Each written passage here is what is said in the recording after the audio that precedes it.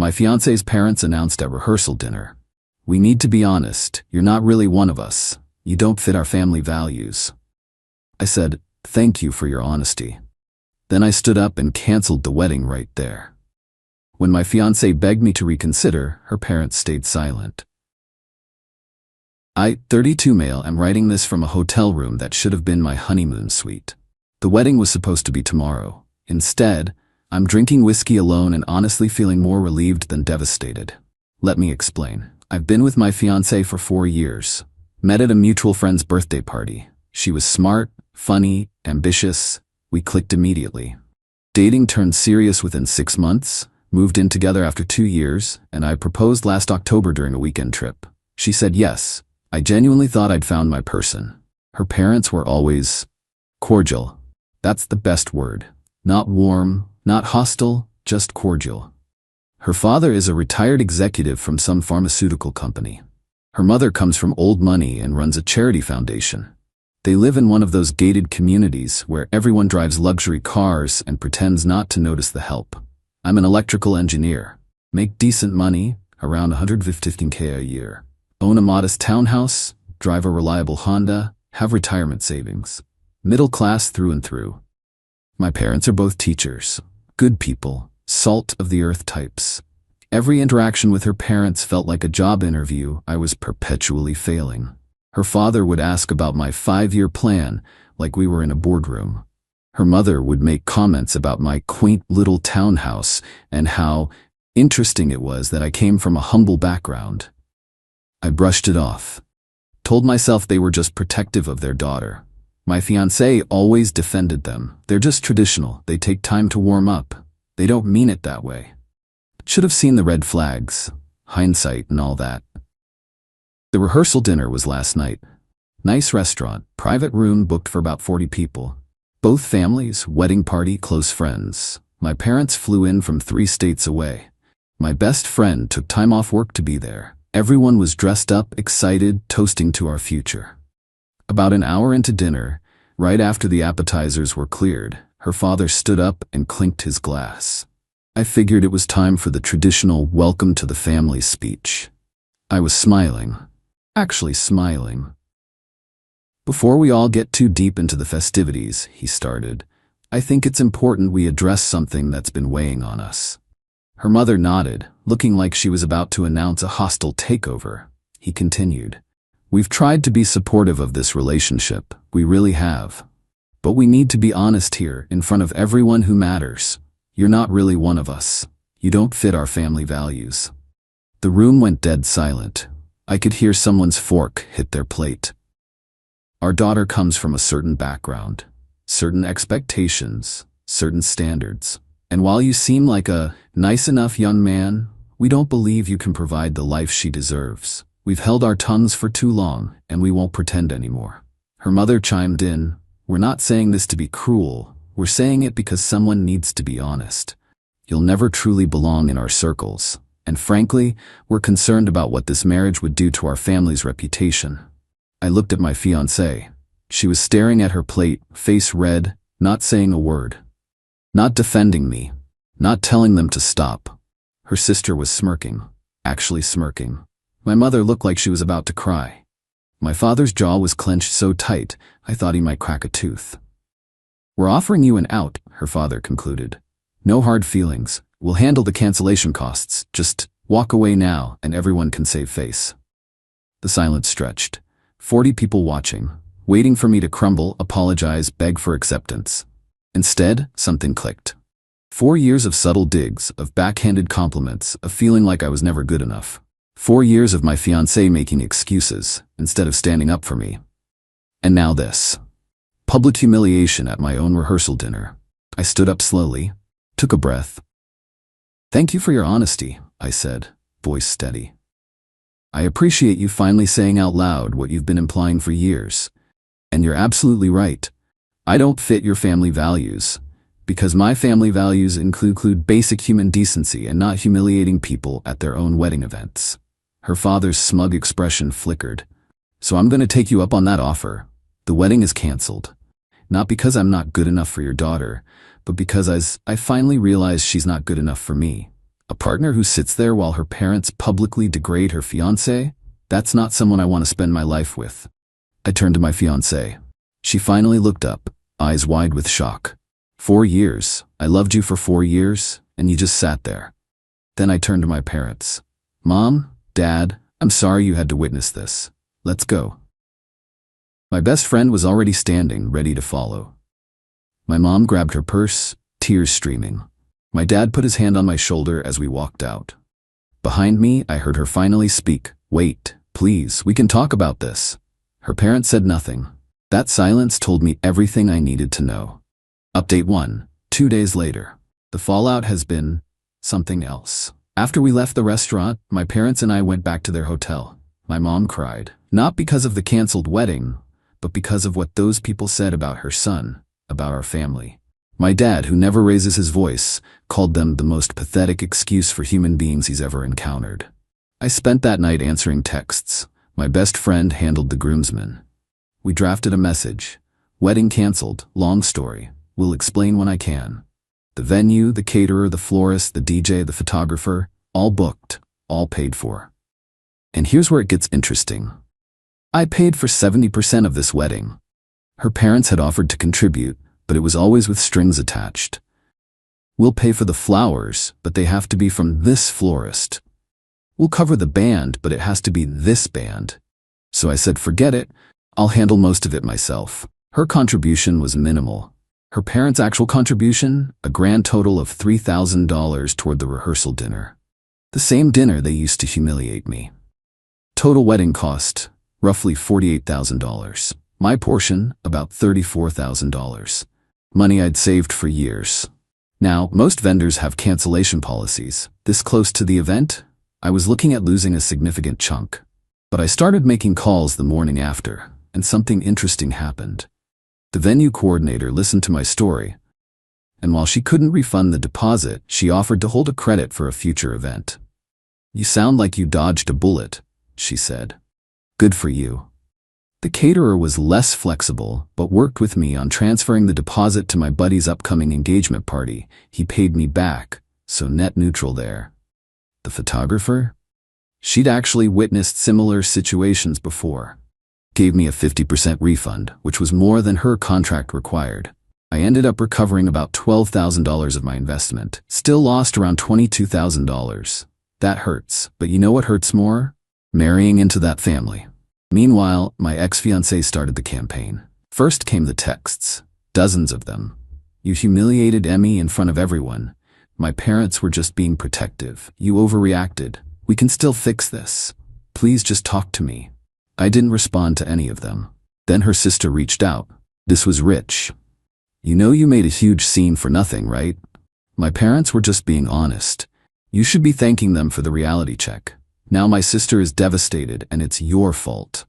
I replied once. Your parents called me and my family worthless in front of 40 people. Your sister said nothing. We're done here. Blocked. Then came the mutual friends, the Switzerland crowd who wanted to understand both sides. I heard what happened. That's rough, but are you sure you didn't overreact? Her parents can be intense, but they mean well. Maybe if you just apologized. Apologized? For what? For having working-class parents? For not inheriting a trust fund? I stopped responding to those people too. But here's where the entitlement really kicked into high gear. 3 days after the rehearsal dinner disaster, I got a certified letter from her parents' attorney. They were demanding I reimburse them for 1. The $3,000 they contributed to the rehearsal dinner. 2. $5,000 for emotional distress caused to their daughter.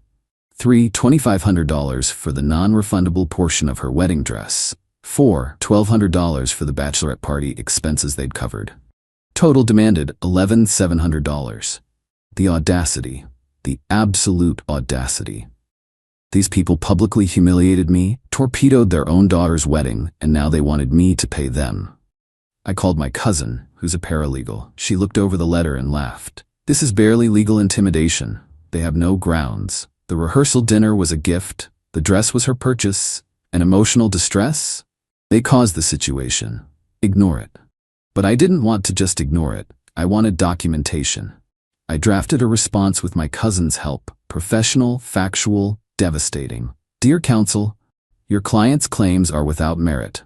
The rehearsal dinner contribution was a gift with no repayment terms. The wedding dress was purchased by your client's daughter, not me. Claims of emotional distress are particularly ironic, given that your clients initiated the public confrontation that ended the engagement. Furthermore, I have 40 witnesses who observed your client's conduct. Any further frivolous communication will be considered harassment. This matter is closed. Sent it certified mail. Return receipt requested. Silence after that. From them at least. My ex-fiancée, however, wasn't done. She showed up at my townhouse unannounced. Sunday afternoon. I was watching football with my best friend. Doorbell rang. There she was, looking like she hadn't slept in days. We need to talk. There's nothing to talk about. Please, just 5 minutes. I deserve that after 4 years. My buddy looked at me. I shook my head slightly, but stepped onto the porch, closed the door behind me. Talk. She started crying immediately. I'm so sorry. I should have said something. I was in shock. You don't understand what they're like, how they control everything. But I love you. I want to fix this. Where were they when you were begging me to reconsider? She blinked. What? At the restaurant. When you finally spoke up, when you asked me to wait, your parents sat there in silence. They didn't try to stop me. They didn't apologize. They got exactly what they wanted. They were surprised. They planned that speech. Your father had notes on a napkin. I saw it when he sat back down. That wasn't surprise. That was strategy. Her face crumpled. They thought they were protecting me. From what? From a man who loved you? Who was going to spend his life with you? Your parents think I'm beneath them, and you let them treat me that way for 4 years. That's not love. That's convenience. I'll cut them off. I'll choose you, please. I almost believed her. Almost. But then I remembered every holiday where I felt like an outsider. Every family dinner where her mother made comments about my modest upbringing. Every time her father asked if I was sure I could provide for his daughter. You've had 4 years to choose me. You never did. Goodbye. I went back inside, locked the door. She stood on the porch for another 10 minutes before her sister picked her up. My best friend handed me a beer. You good? Getting there. Update 2, 1 week later. The entitlement has reached levels I didn't know were possible.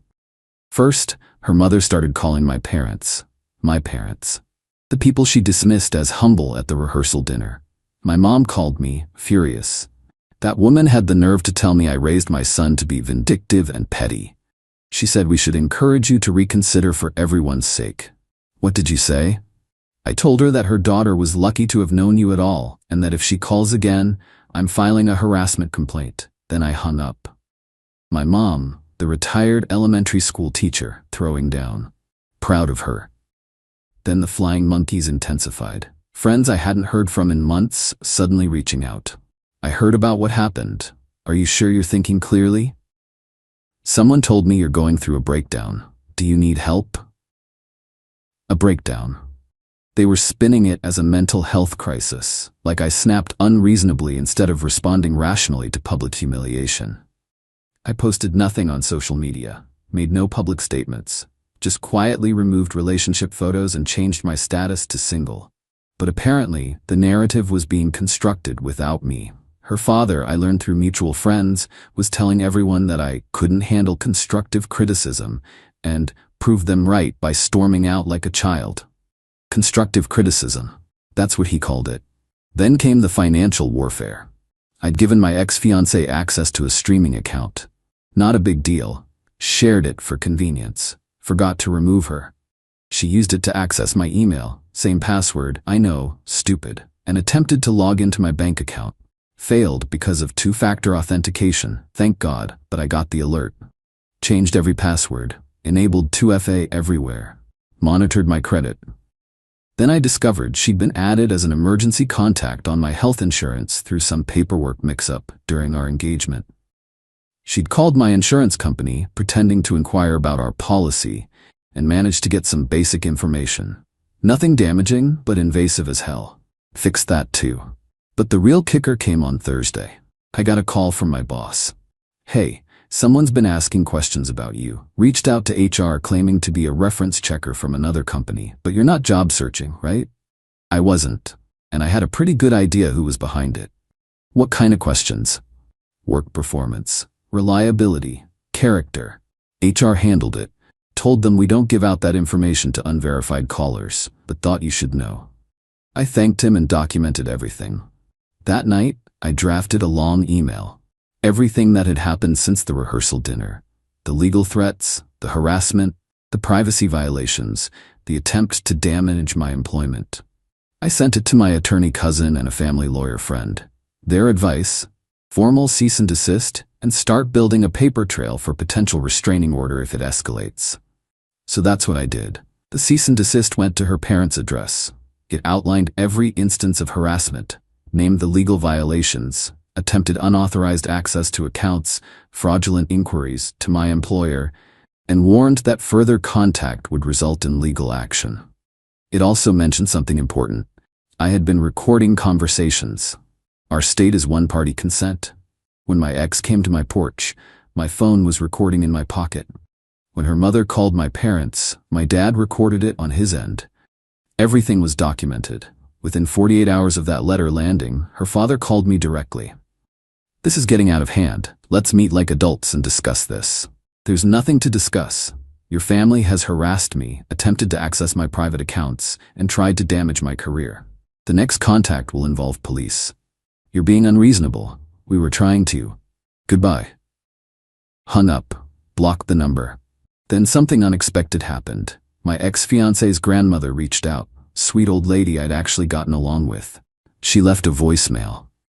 "Dear, I heard what happened. I'm mortified by how my daughter and son-in-law behaved. That was disgraceful. You didn't deserve that, and neither did your parents. I'm sorry you were treated that way. Whatever happens, I want you to know that some of us in this family have better values than what you witnessed." That hit different. I actually called her back. "Thank you for saying that.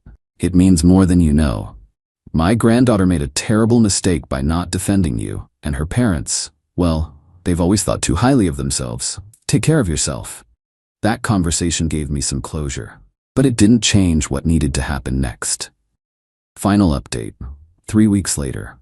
Things have settled, not cleanly, but definitively. After the cease and desist, the direct harassment stopped. No more calls to my parents, no more attempts to access my accounts, no more mysterious inquiries to my employer.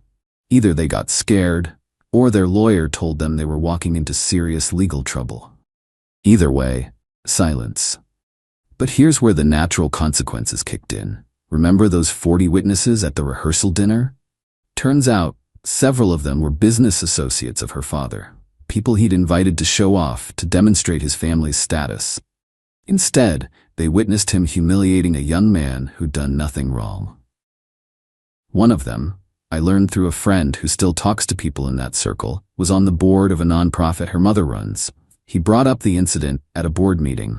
Not to cause trouble, just mentioned he was surprised by the family's conduct at a recent event. That started a conversation. Then an informal review. Then her mother's position as foundation director came under scrutiny for judgment concerns. She wasn't removed, but she was quietly encouraged to take a sabbatical to focus on family matters. Fancy way of saying, "You embarrassed us, step back." Her father's situation was more direct. One of those business associates had been considering partnering with him on a consulting venture for retired executives. After the dinner, he pulled out. Told someone that he couldn't work with a man who treats people like that in public. The consulting deal died. I don't know the dollar amount involved, but from what I heard, it was substantial. None of this was my doing. I didn't make calls, didn't campaign against them. I just stood up for myself, documented their harassment, and let the chips fall. Turns out, when you show people who you really are in front of 40 witnesses, consequences follow. As for my ex-fiancée, she tried one last time. 2 weeks after everything went quiet, I got a handwritten letter, mailed to my townhouse. No return address, but I recognized the handwriting. 4 pages. Tearful apologies. Explanations about her family dynamic, about how she was raised to defer to her parents, about how she'd been in therapy since the wedding collapse. She acknowledged that she failed me, that she should have defended me, that she'd never forgive herself. She asked for one meeting. Just coffee. Just to say goodbye properly. I thought about it for 2 days. Then I wrote back. I received your letter. I appreciate the apology, and I hope your therapy helps you become the person you want to be. But I can't meet with you. Not because I'm angry anymore, but because there's nothing left to say. I needed you to stand up for me, and you didn't. I needed you to defend our relationship, and you were silent. That moment showed me who you were, and I can't unsee it. I wish you well, genuinely. But this chapter is closed. Please don't contact me again. Mailed it. That was 10 days ago. No response. No surprise visits. Nothing. The money situation worked itself out as well as it could. I recovered about half of what I'd spent through vendor negotiations, reselling some decorations, and canceling services within the grace period. Still lost around $17,000. That stings. It'll take a while to rebuild those savings. But I've got a stable job, I'm healthy, and I'm not legally tied to that family. I consider that a win. My parents went home after staying a few extra days to make sure I was okay. My mom still calls every other day. My dad texts me random sports commentary like nothing happened. They've been rocks through all of this. My best friend has been invaluable. Made sure I wasn't sitting alone brooding, dragged me to his place for game nights, let me crash on his couch when my townhouse felt too quiet. The townhouse itself is different now. I rearranged the furniture, donated everything she'd picked out, repainted the bedroom. It's mine again. I'm not dating. Not interested right now. Too much processing left to do. My therapist, I started seeing one, says that's healthy. Taking time instead of rushing into something new to avoid feeling the feelings. The feelings are there. Some nights I lie awake thinking about what could have been. The life I thought I was building. The future that evaporated in a single speech at a rehearsal dinner. But then I remember the silence. Her silence when her parents called me worthless. Their silence when she finally asked me to stay. And I know I made the right call. Someone asked me if I regret walking out. If maybe I could have handled it differently. Confronted them privately. Given her a chance to make it right. Here's the thing. She had 4 years of chances. Every time her parents made a snide comment. Every time her mother looked down her nose at my family. Every time her father questioned whether I could provide adequately. She had thousands of opportunities to defend me, to draw boundaries, to show me I mattered more than their approval. She didn't. Not until it was too late. And even then, she only spoke up when I was already walking out the door. That's not a partner. That's someone who wanted to keep the peace at my expense. And I refused to spend my life being someone's acceptable compromise. Her parents got what they wanted, sort of. They broke up the wedding, but they also exposed themselves to 40 witnesses, damaged their social standing, and pushed their daughter into therapy. Congratulations, I guess. As for me, I'm okay. Not great, not destroyed, just okay. Which, all things considered, is pretty damn good. To everyone who messaged support after my first post, thank you. It helped more than you know, knowing strangers on the internet had my back when the people who were supposed to love me didn't. Time to move forward. One day at a time.